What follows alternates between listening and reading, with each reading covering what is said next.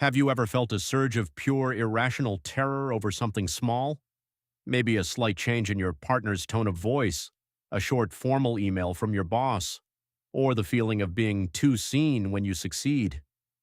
In those moments, your heart races and your breath gets shallow, not because of what is happening now, but because a shadow from 20 years ago has just stepped into the room.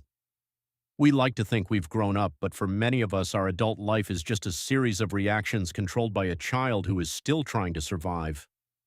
Imagine you make a small mistake at work, a tiny typo or a missed deadline. To anyone else, it's a minor inconvenience, but to you, it feels like the end of the world. You wait for the shouting that hasn't happened in years. You feel that familiar cold knot in your stomach, convinced that you're about to be exiled.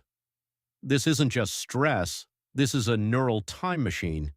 Your brain has bypassed your logic and sent you straight back to a kitchen table or a bedroom where a mistake meant losing your safety.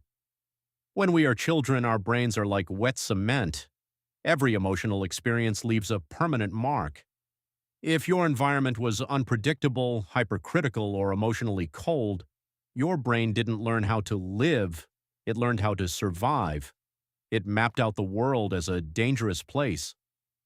These survival strategies, like perfectionism, silence, or chronic people-pleasing, were your armor. The problem is you're still wearing that heavy armor in a world that is no longer shooting at you. There is a difference between a fear and a trigger.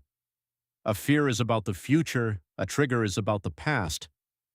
When you are triggered, your adult self goes offline and your child self takes the wheel. You aren't afraid of the email, you're afraid of the rejection it represents. You aren't afraid of the conflict, you are afraid of the abandonment that followed it when you were 6 years old. Understanding this is the first step to reclaiming your life. These traumas show up in 4 distinct ways. For some, it's perfectionism, the belief that if you are perfect, no one can hurt you. For others, it's hypervigilance, constantly scanning faces for signs of anger. Some choose isolation, the "you can't leave me if I don't let you in" strategy. And then there is the fawn response, betraying your own needs just to keep everyone else happy. None of these are personality traits, they are scars. Here is the twist that will change how you look at yourself.